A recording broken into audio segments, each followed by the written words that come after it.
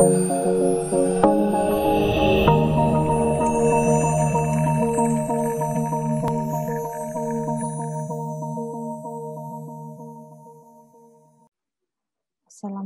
warahmatullahi wabarakatuh. Bertemu lagi dengan saya di video pembelajaran mata kuliah Knowledge Management. Di video kali ini saya akan menjelaskan mengenai penangkapan dan kodifikasi pengetahuan. Sebelumnya kita sudah membahas mengenai konversi atau kodifikasi dari, maksud saya knowledge management itu apa ya. Nah, untuk video kali ini saya akan menjelaskan mengenai penangkapan dan kodifikasi pengetahuan. Baiklah, langsung saja.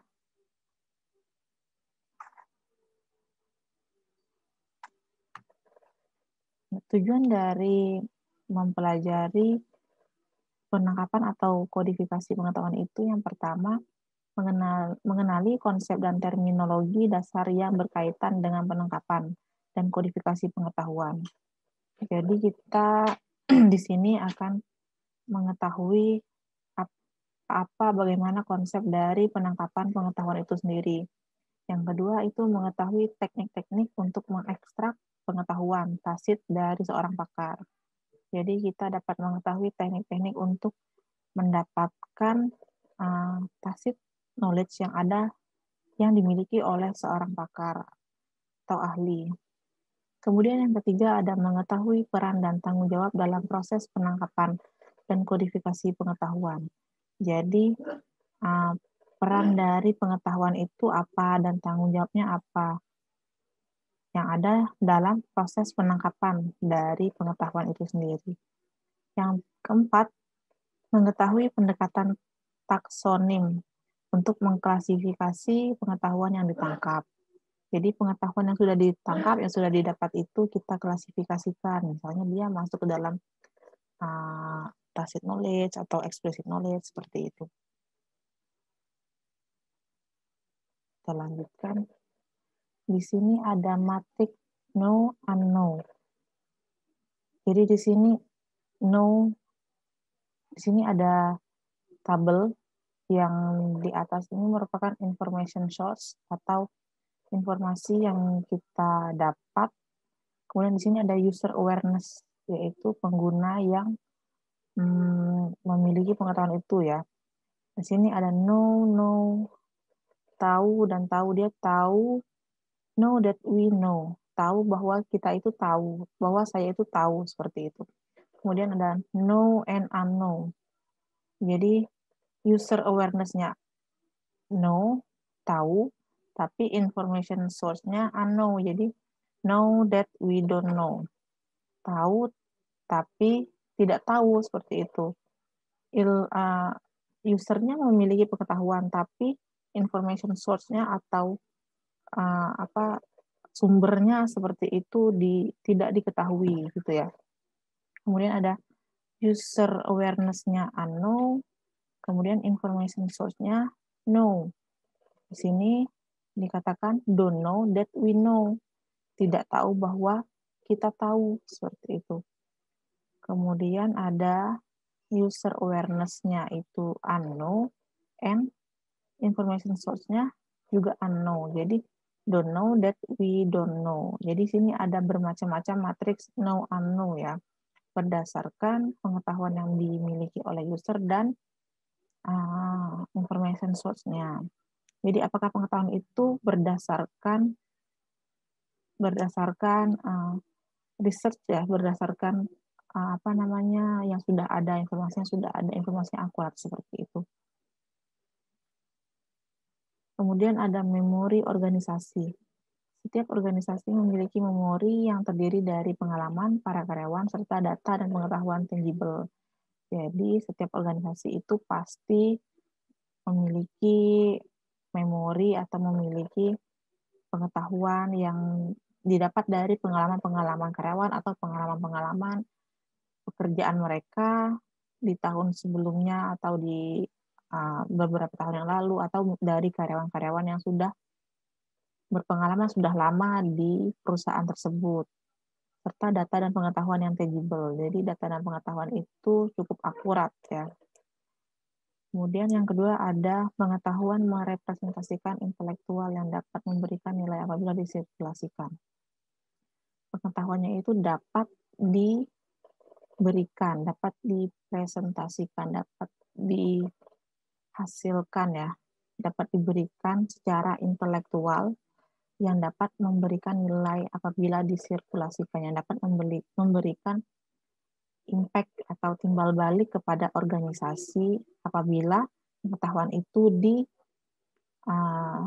digunakan seperti itu ya. Kemudian sebagai competitive advantage harus dilindungi, kemudian dikembangkan dan dibagikan ke semua anggota organisasi. Jadi memori yang ada dalam organisasi itu digunakan sebagai competitive advantage yang harus dilindungi. Kemudian yang keempat itu pengetahuan organisasi menjadi komplement pengetahuan individu sehingga lebih kuat dan luas. Nah, pengetahuan organisasi yang dimiliki organisasi itu yang didapat dari berbagai karyawan yang lain, kemudian dibagi dengan karyawan yang belum tahu atau yang kurang tahu, seperti itu. Dapat menjadi komplement pengetahuan atau dapat menjadi pengetahuan tambahan, pengetahuan yang menjadi pegangan mereka gitu ya, setiap individu.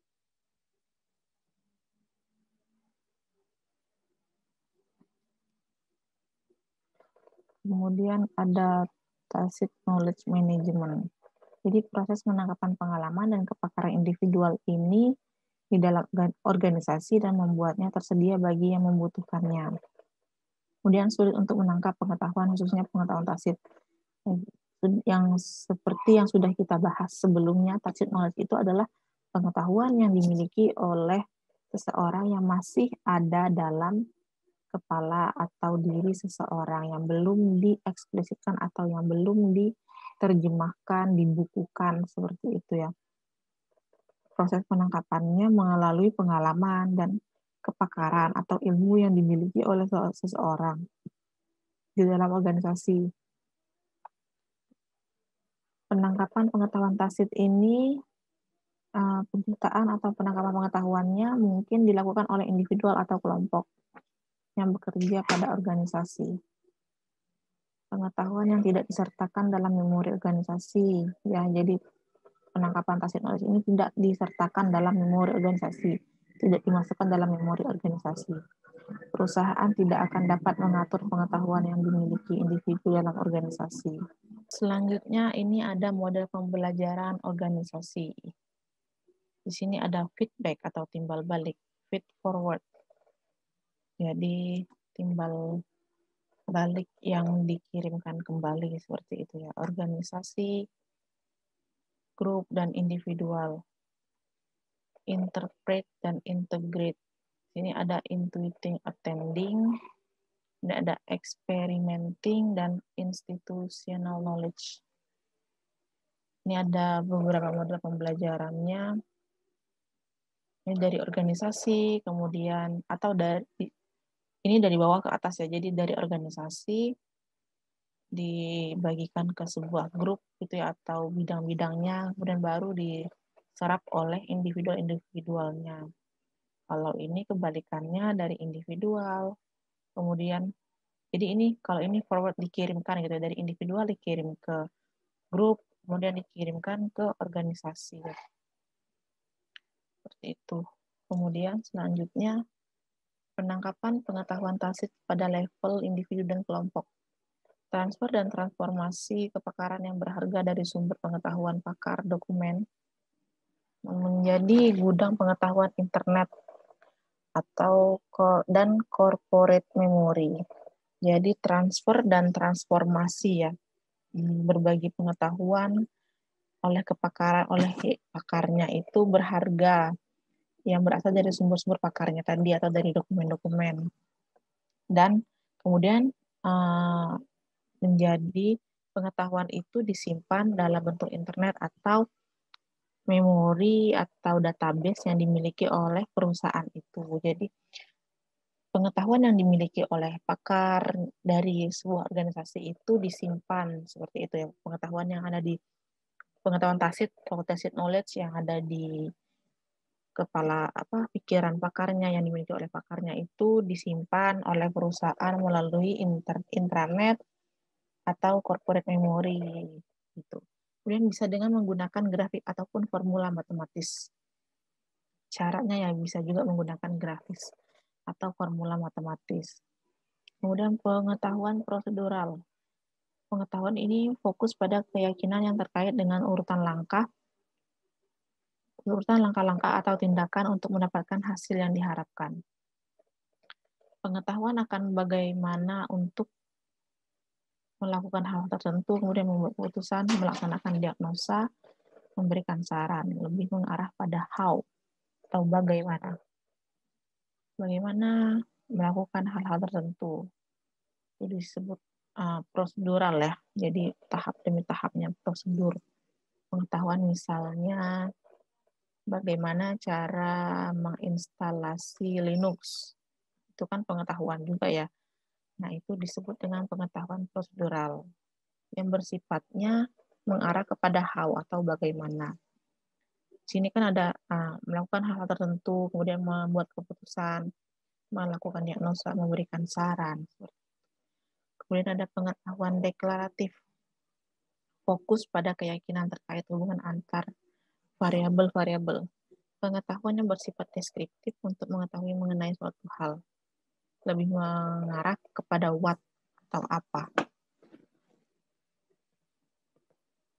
Contohnya mungkin seperti ini. Apa yang mempengaruhi penjualan tahun ini menurun? Nah, itu kan bisa dijadikan merupakan pengetahuan ya. Nah, pengetahuan itu bagaimana cara kita membuat keputusan atau menganalisa permasalahan yang ada di sekarang itu berdasarkan pengalaman tahun sebelumnya. Jadi kan apa yang membuat produk kita menurun pada tahun ini? Jawabannya itu bisa kita dapatkan dari pengetahuan penjualan tahun sebelumnya. Seperti itu dapat dikatakan sebagai pengetahuan deklaratif. Kemudian ada knowledge engineer, melakukan tugas untuk menangkap pengetahuan tacit seperti menganalisis alur informasi dan pengetahuan, kemudian bekerja dengan pakar untuk mendapatkan informasi, merancang dan mengimplementasi sistem KM atau knowledge repository. Knowledge engineer ya, dia menganalisis alur informasi dan pengetahuan, kemudian bekerja dengan pakar untuk mendapat informasi, merancang. Ini yang di bawah ini maksudnya merancang sebuah database seperti itu ya, database untuk menampung pengetahuan-pengetahuan yang dimiliki oleh pakar yang ada di dalam sebuah organisasi. Kemudian ada pakar atau expert. Pakar akan diekstrak pengetahuannya harus dapat dijelaskan pengetahuan penting dan know-how. Kemudian introspektif dan sabar. Memiliki keahlian komunikasi yang efektif. Kemudian ada knowledge acquisition. 3 pendekatan utama untuk memperoleh pengetahuan dari individu atau kelompok. Menginterview pakar atau interviewing expert, belajar melalui penceritaan. Kemudian belajar melalui pengamatan. Acquisition, jadi pengetahuannya itu diakuisisi atau diekstrak, seperti itu ya. Caranya itu yang dapat menginterview pakar, kemudian belajar melalui penceritaan. Jadi pakarnya itu menceritakan kepada teman-temannya atau teman-teman yang ada di bidangnya, di organisasinya itu, diceritakan pengalaman dia, apa yang dia dapatkan, apa yang ilmu dia dapatkan. Tuh. Kemudian belajar melalui pengamatan. Jadi bisa juga bagi karyawan yang tidak mengetahui, yang tidak mengerti sesuatu gitu, misalnya dia bisa bisa melakukan pengamatan atau observasi secara langsung gitu. Kemudian ini teknik untuk menginterview pakar, interview terstruktur atau bercerita, seperti itu ya. Kemudian menginterview pakar, interview terstruktur, paraphrasing, menyatakan kembali dengan menggunakan kata-kata sendiri makna yang ditangkap dan dari perkataan si pakar. Tujuannya untuk memeriksa keakuratan pesan yang telah dikomunikasikan dan dimengerti. Kemudian menginterview pakar, interview terstruktur itu ada clarifying. Kemudian tujuannya agar si pakar terdorong untuk mengklarifikasi pesan awal sehingga si penanya mendapatkan gambaran lebih jelas mengenai pesan tersebut. Kemudian ada menginterview pakar secara summarizing atau memberikan kesimpulan atau memberikan ringkasan ya, tujuannya untuk mengkonfirmasi bahwa pesan si pakar telah didengar dan dimengerti dengan benar. Kemudian reflecting feeling, mengembalikan perasaan atau fokus pada emosi, sikap atau reaksi yang tampaknya diperlihatkan oleh si pakar. Tujuannya untuk menghilangkan sesuatu, reaksi emosional atau dampak negatif dari pesan yang disampaikan. Kemudian menginterview pakar dengan cara bercerita, mengisah kejadian atau urutan kejadian tadi ya, baik fakta ataupun fiktif, dan atau bisa dengan naratif, tak sekedar mengisahkan, mengkonstruk atau menggambarkan cerita, tetapi lebih kepada memunculkan pola, kultur, perilaku, dan pemahaman yang ditampilkan dalam cerita. Jadi tidak hanya bercerita, tapi bisa juga dalam bentuk naratif. Bisa dibikin narasinya atau dibukukan seperti itu dan dibikin gambar grafiknya, bagaimana perilakunya gitu. Kemudian cerita organisasi, naratif detail dari tindakan manajemen di interaksi karyawan, kejadian penting lain yang telah terjadi dan telah dikomunikasikan secara informal. Jadi pengetahuan itu bisa jadi dari pengalaman-pengalaman ya, pengalaman-pengalaman yang sudah terjadi kemudian diceritakan kembali dalam bentuk naratif atau diceritakan secara langsung atau digambarkan, digambarkan alurnya, digambarkan grafiknya seperti itu. Kasus penceritaan di IBM. Nah, di sini ada kasus ya. Ada 4 tahap pendekatan penceritaan, penggambaran cerita melalui interview dan pengamatan, kemudian penyusunan kembali cerita untuk menganalisa isu kultural, cara kerja, nilai aturan, untuk mendapatkan pesan kunci. Kemudian intervensi atau desain komunikasi untuk cerita yang telah disusun atau dikembangkan. Belajar melalui penceritaan. Si pakar, nah gini, bagaimana kita belajar dari sebuah penceritaan atau cerita yang disampaikan oleh pakar. Jadi si pakar itu mengekspresikan dan memperbaiki pengetahuannya. Dan pada saat yang sama, knowledge engineer atau manajer mengklarifikasi dan memvalidasi pengetahuan yang akan dijadikan dalam bentuk eksplisit. Misalnya dengan simulasi. Nah, jadi si pakar itu menceritakan pengalaman dia atau pengetahuan dia selama dia bekerja ke manajer atau knowledge engineer. Engineer ini orang yang mengelola pengetahuan itu. Atau boleh juga ke manajernya. Kemudian manajer itu mengklarifikasi dan memvalidasi pengetahuan yang akan dijadikan dalam bentuk eksplisit. Jadi, oke, apa yang kamu dapatkan, pengalaman kamu, kemudian pengetahuan kamu bisa kita eksplisitkan, bisa kita bukukan untuk dijadikan pengambilan keputusan di permasalahan selanjutnya atau di hari-hari selanjutnya. Gitu. Jadi dibukukan, disimpan dalam sistem tadi atau corporate memory tadi. Seperti itu. Kemudian belajar melalui pengamatan. Ada 2 jenis kepakaran, bersifat motorik, keahlian fisik, kemudian bersifat kognitif atau keahlian non-fisik. Kepakaran adalah demonstrasi penerapan pengetahuan dilakukan melalui penyelesaian masalah studi kasus oleh si pakar.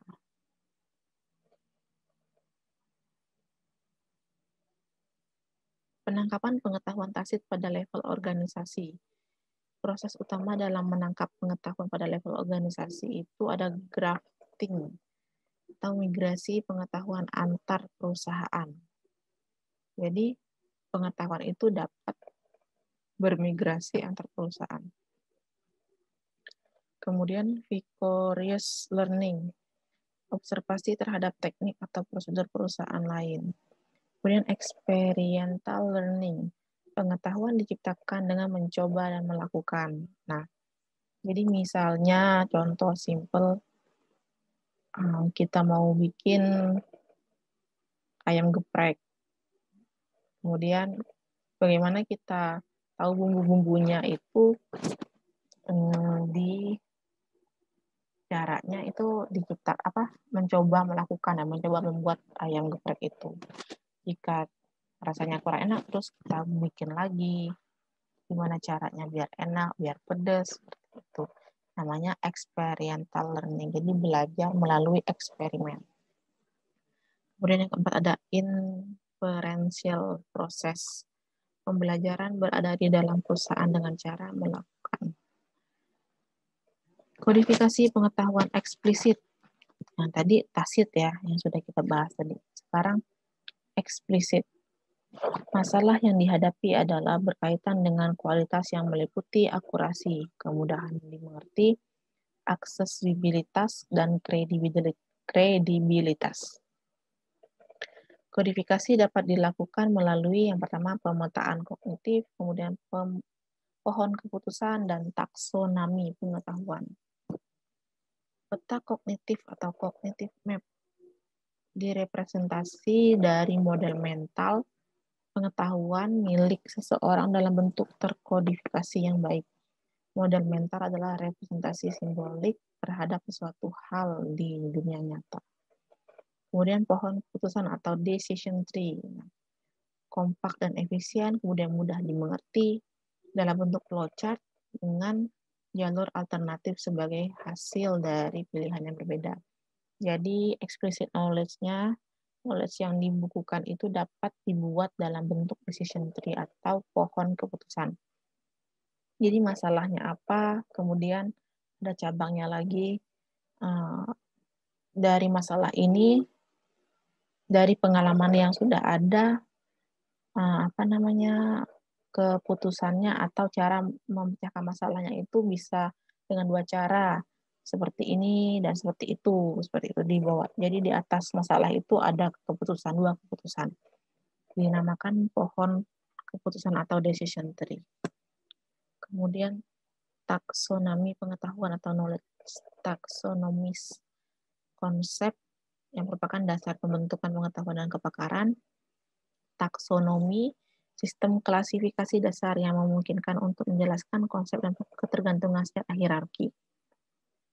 Oke, itu tadi penjelasan dari saya mengenai penangkapan dan kodifikasi pengetahuan, mulai dari pengetahuan tacit, bagaimana penangkapannya, dan pengetahuan eksplisit.